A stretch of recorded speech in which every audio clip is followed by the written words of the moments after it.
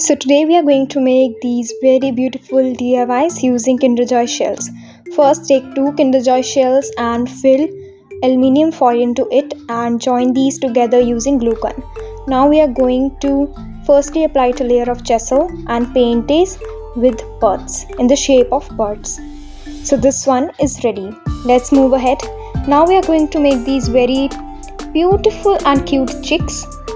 To make this, here we have again applied a layer of gesso on the Kinderjoy shells and made this painting like this. We have painted this with yellow paint. Now we are going to make these Disney characters, Mickey and Minnie. Again we have joined two Kinderjoy shells together using glue gun and filled aluminium foil into it. Paint it with white for base and apply foam sheets for its ears. Like this.